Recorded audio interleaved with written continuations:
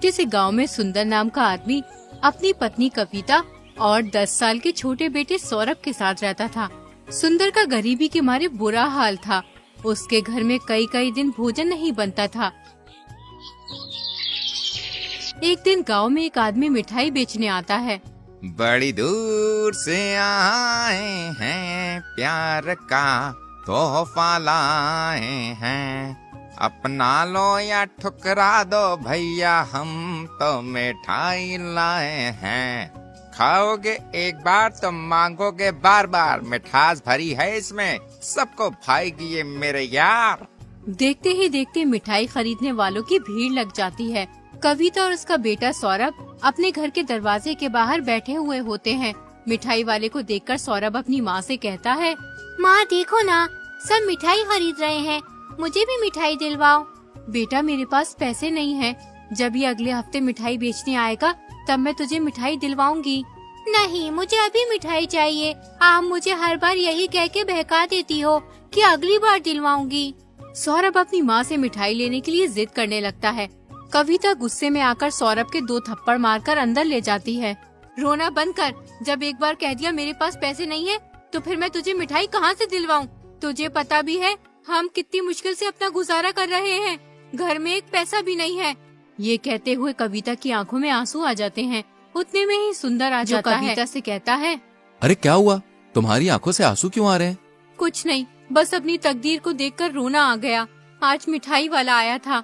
सौरभ मुझसे जिद करने लगा कि मुझे मिठाई दिलवाओ। मैंने उसे गुस्से में पीट दिया। तुमने ये क्या किया कविता? उस मासूम को क्या पता हमारी मजबूरी का? तुम उसे प्यार से समझा देती ये बात। प्यार से मानता कौन है जो मैं उसे समझाऊं? घर में एक पैसा नहीं है, पूरे 2 दिन हो गए हैं घर में खाना पके। कब तक यूँ फाका किया जाए? एक तुम हो सारी जिंदगी सीधेपन में निकाल दी। आजकल सीधे आदमियों का जमाना नहीं है। कविता ऐसी बात नहीं है, तुम जानती हो कि मैं कितनी मेहनत से काम करता हूँ, लेकिन फिर भी मेरी तकदीर में पैसा नहीं है। इसमें मैं क्या कर सकता हूँ? तुमसे मैंने कितनी बार कहा है, समझ और मेहनत से काम किया करो। तुम अपने सीधेपन की वजह से हर जगह धोखा खा जाते हो। तुम एक काम करो, अपने मित्र सोम के पास जाकर कोई काम मांगो, वो तुम्हें कोई न कोई काम जरूर बता देगा। सुंदर अपने दोस्त सोम के पास जाता है और उससे कहता है, सोम, मैं इस वक्त बहुत परेशानी से गुजर रहा हूँ। गरीबी से हाल बेहाल हो रहा है। घर में खाने के लिए अनाज का एक दाना भी नहीं है। सोम भाई, तेरे पास एक उम्मीद लेके आया हूँ। तुम्हारे पास ढेर सारी जमीन है, घोड़े हैं, बैल हैं। तुम मुझे अपने खेतों या जानवरों की देखभाल का कोई भी काम दे दो, बड़ी मेहरबानी होगी भाई। मैं बहुत ही मेहनत और ईमानदारी से काम करूंगा तुम्हारा। सुंदर, अब मेरे पास कुछ भी नहीं है, ना जमीन, ना बैल, ना घोड़े। यूँ समझ लो मेरा हाल भी बिल्कुल तुम्हारी तरह है। हाँ, अगर फिर भी तुम मेरे साथ काम करना चाहते हो तो मैं तुम्हें अपने साथ रख सकता हूँ, लेकिन देखो काम थोड़ा मुश्किल होगा। मुश्किल तो सभी काम होते हैं भाई, अगर हम मेहनत से करें तो मुश्किल काम भी आसान लगने लगता है। ये काम इतना आसान नहीं है जितना तुम समझ रहे हो। दरअसल मैं एक आदमी के साथ मिलकर चोरी का काम करता हूँ। अगर तुम चाहो तो तुम भी हमारे साथ चोरी का काम कर सकते हो। चोरी? अरे नहीं नहीं नहीं भाई, मुझसे चोरी का काम नहीं होगा। देखो सुंदर, घर के गुजारे के लिए कुछ ना कुछ तो करना ही पड़ेगा। अब यूं बीवी बच्चों को भूखा तो नहीं देखा जाता ना। सुंदर को सोचने के बाद सोम से चोरी करने के लिए हामी भर देता है। अब सोम, सुंदर और राकेश तीनों चोरी करने लगते हैं। कुछ ही दिनों में वो अच्छा खासा धन चुराकर जमा कर लेते हैं। एक बार उनके हाथ सोने के सिक्कों से भरा मटका लग जाता है। वो उस मटके को ऐसी जगह छुपा देते हैं जहाँ किसी की नजर न पड़ सके। उसके बाद वो तीनों उसकी हिफाजत अपनी जान से भी ज्यादा करने लगते हैं। कुछ ही दिनों में उन तीनों का मन चोरी से भर जाता है। एक दिन सोम अपने दोस्त से बोला, मैं तो इस चोरी की जिंदगी से तंग आ गया हूँ। हमें हमेशा चौकन्ना रहना पड़ता है, कहीं कोई चोरी करते हुए पकड़ न ले। अगर किसी ने पकड़ लिया तो भाई मार मार के बुरा हाल कर देगा और फिर राजा के पास ले जाएगा और राजा अलग सजा देंगे चोरी करने की। तुम सही कहते हो सोम, मैं भी चाहता हूँ कि हम लोग एक शांति भरी और सच्ची जिंदगी जिए। चोरी से आज तक कभी किसी का भला नहीं हुआ है, इसलिए हमें अब ये चोरी का काम छोड़ देना चाहिए। इस मटके से सिक्के निकाल कर बेच देते हैं, जितने भी पैसे मिलेंगे इन सिक्कों के उनसे हम कोई काम कर लेंगे और फिर सुख चैन से अपना जीवन जिएंगे। अगर तुम दोनों का अब चोरी करने का मन नहीं है तो हम एक काम करते हैं, हम इन सिक्कों को छुपा कर रखते हैं। अगर किसी को शक हो गया तो लेने के देने पड़ जाएंगे।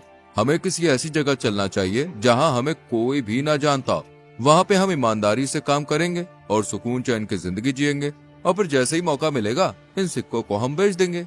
राकेश, तुम सही कहते हो, हमें ऐसा ही करना चाहिए। तीनों ने तय कर लिया था कि वो अब कहीं और काम करेंगे और चैन से अपनी जिंदगी बिताएंगे।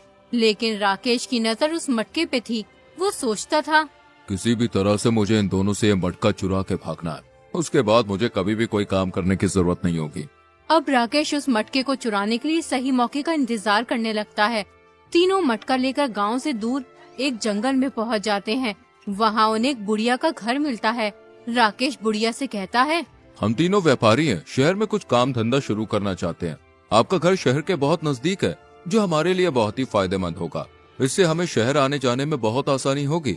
हम अपने व्यापारिक कामों को बेहतर तरीके से संभाल पाएंगे। हम कुछ दिनों के लिए आपके घर में रुकना चाहते हैं। इसके बदले हम आपको अच्छे खासे पैसे भी देंगे। पैसों का नाम सुनकर बुढ़िया अंदर ही अंदर खुश होने लगती है। बुढ़िया बहुत ही लालची थी, लेकिन जितनी वो लालची थी उससे कहीं अधिक ईमानदार भी थी। उसने तीनों की खूब खातिरदारी करी और फिर बोली, आप जब तक चाहे तब तक यहाँ रह सकते हैं, इसे अपना ही घर समझो।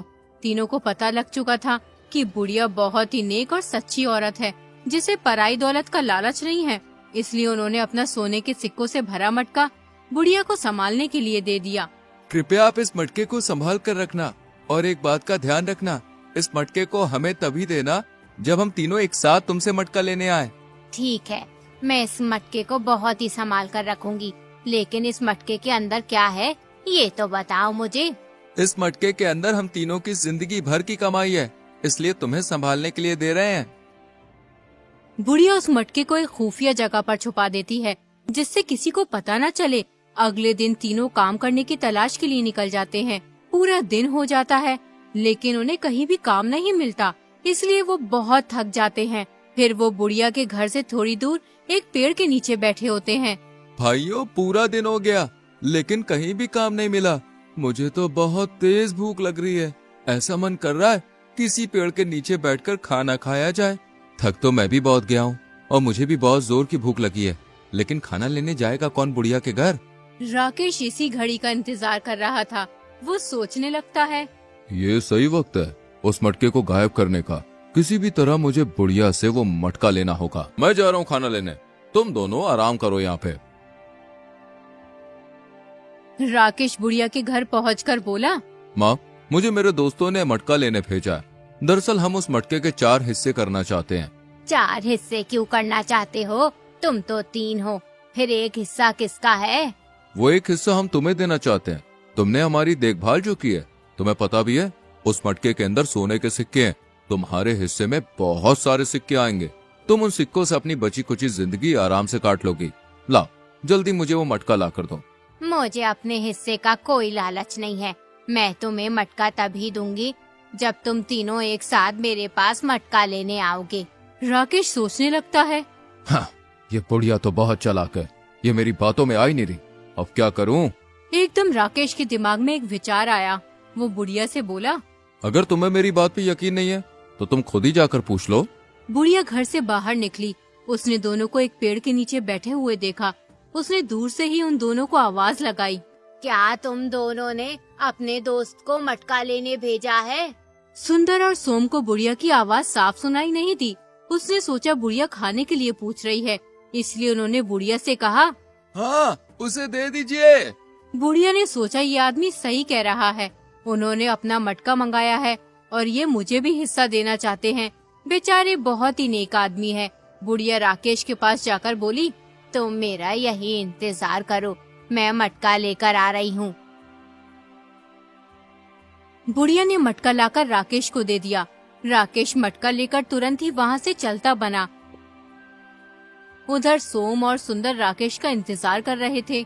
सोम भाई, राकेश को काफी देर हो गई है, लेकिन अभी तक वो खाना लेके नहीं आया।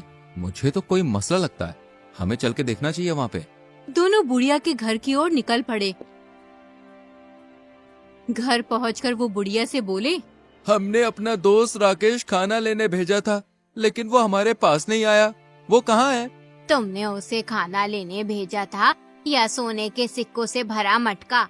अरे हमने उसे खाना लेने भेजा था। उन दोनों की बात सुनकर बुढ़िया घबरा जाती है। उसने मुझसे कहा था तुमने उसे मटका लेने भेजा है। मैंने तुमसे भी पूछा था, तुमने मुझसे कहा हाँ दे दीजिए, इसलिए मैंने उसे मटका दे दिया। बुढ़िया की ये बात सुनकर उन्हें एक झटका सा लगा। वो तुरंत समझ गए कि उनके दोस्त राकेश ने उन्हें धोखा दे दिया है। हमने आपसे कहा था कि मटका तभी देना जब हम तीनों एक साथ आपसे मटका मांगेंगे, लेकिन तुमने हमारी बात नहीं मानी और मटका राकेश को दे दिया। मुझे तो लगता है तुम दोनों ने हमारे माल को हथियाने की साजिश की है। तुम भी उसके साथ मिली हुई हो और हमारा पागल बना रही हो। दोनों की बात सुनकर बुढ़िया बहुत दुखी हुई और बोली, मैंने कभी जीवन में किसी के साथ धोखा नहीं किया। तुम फालतू में मुझ पर शक कर रहे हो। तुम झूठ बोल रही हो। तुम्हें हमारे साथ राजा के पास चलना होगा।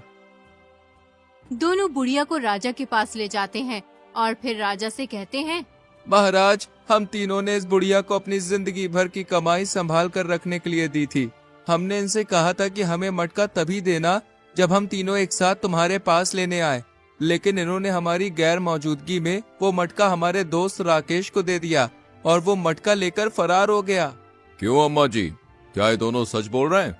हाँ महाराज, ये दोनों सच बोल रहे हैं, लेकिन मैंने इनसे आवाज देकर पूछा था कि क्या तुम्हारे दोस्त को मटका दे दूं, तो इन्होंने हाँ कह दिया, इसलिए मैंने उसे मटका दे दिया।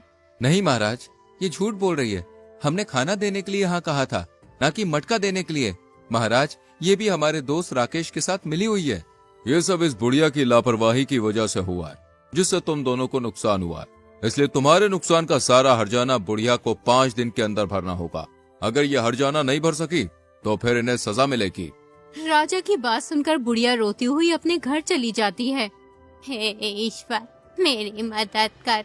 मैं उन दोनों का धन कहाँ से लौटाऊं इस बुढ़ापे में?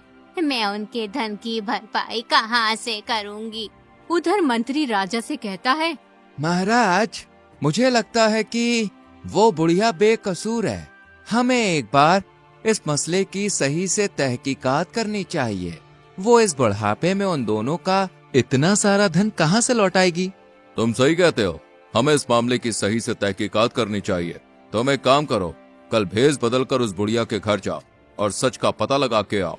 अगले दिन मंत्री एक साधारण आदमी का भेष बदलकर बुढ़िया के घर पहुंच जाता है। जब वो बुढ़िया के घर पहुंचता है, उस वक्त बुढ़िया रो रही होती है। मंत्री बुढ़िया से कहता है, अम्मा, आप क्यों रो रही हैं? आपको कोई परेशानी है क्या? नहीं बेटा, मैं अपनी किस्मत पर रो रही हूँ। मैंने हमेशा दूसरों का भला चाहा, उस भलाई का मुझे आज ये अंजाम मिल रहा है। बुढ़िया मंत्री को अपनी सारी बात बताती है, किस तरह राकेश उसे धोखा देकर मटका ले गया और राजा ने 5 दिन के अंदर सुंदर और सोम का हर्जाना भरने का वक्त दिया है।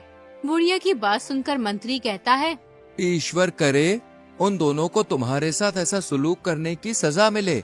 तुम परेशान ना हो अम्मा, ईश्वर ने चाहा तो सब ठीक हो जाएगा। मंत्री राजमहल जाकर राजा को सारी बात बताता है। मंत्री की बात सुनकर महाराज बहुत हैरान होते हैं। फिर वो मंत्री से कहते हैं, ये तो हमसे बहुत बड़ी गलती हो गई। क्या तुम इस मामले को हल कर सकते हो? जी महाराज, बिल्कुल। जैसे कि उन तीनों ने बुढ़िया से शर्त लगाई थी कि हमें मटका तभी देना जब हम तीनों एक साथ लेने आए, लेकिन वो तो 2 हैं, इसलिए शर्त के मुताबिक मटका तभी मिलेगा जब तीनों एक साथ आएंगे। शाबाश, बहुत खूब। तुम बहुत समझदार हो मंत्री। बुढ़िया और उन दोनों को बता दो कि इस मुकदमे का फैसला दोबारा होगा। अगले दिन बुढ़िया और सुंदर सोम दरबार में आए। राजा ने उन दोनों से कहा, तुम्हारी शर्त ये थी कि बुढ़िया वो मटका तभी दे तुम्हें जब तुम तीनों एक साथ मटका लेने आओ। जी बिल्कुल महाराज, हमने ऐसा ही कहा था। तो ठीक है, फिर फैसला हो गया। बुढ़िया तुम्हें मटका देने के लिए तैयार है, लेकिन तुम्हें मटका तभी मिलेगा जब तुम तीनों एक साथ मटका लेने आओगे। अगर तुम्हें अपना मटका चाहिए तो तुम्हें अपने तीसरे मित्र को भी लाना होगा, तभी तुम्हें मटका मिल सकता है।